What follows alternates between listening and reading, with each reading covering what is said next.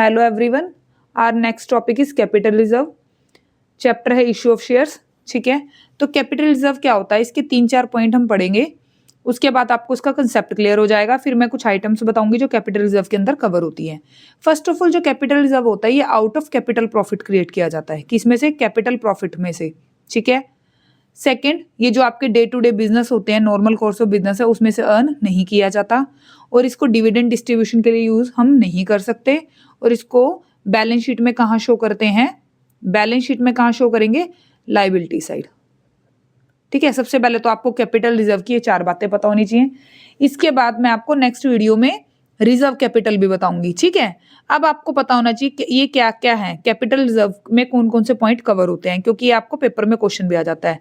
Profit on sale of fixed asset. Fixed asset समझते हो? Fixed asset क्या होती है? कैपिटल होती है हमारी एक तरह की। ठीक है, तो करंट एसेट क्या होती है? ये हमारी रेवेन्यू की तरह मानी जाती है और जो फिक्स्ड एसेट होती है हमारी कैपिटल की तरह मानी जाएगी। इट मींस जो इसके प्रॉफिट या लॉस होंगे। ठीक है, करंट एसेट हमारी करंट एसेट ही रहते हैं, कहीं उसको आप रेवेन्यू समझ लो।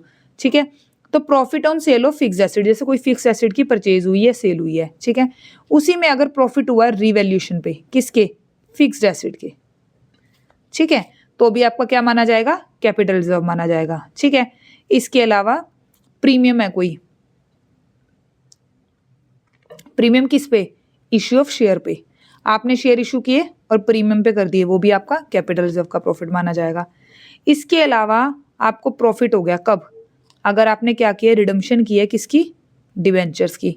रिडम्पशन मतलब पेमेंट की है डिवेंचर की, उस पर आपको प्रॉफिट हो गया।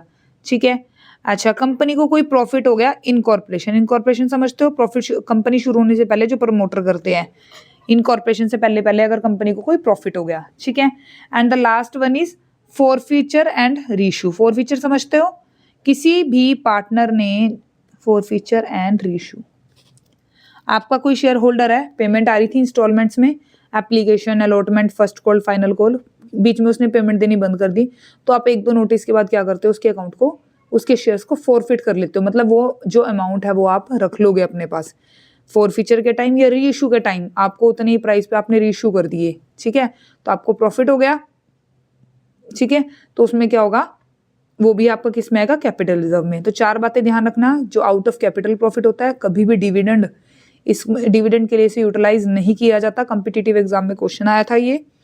बैलेंस शीट में लायबिलिटी साइड शो करोगे और ये normal course of time earn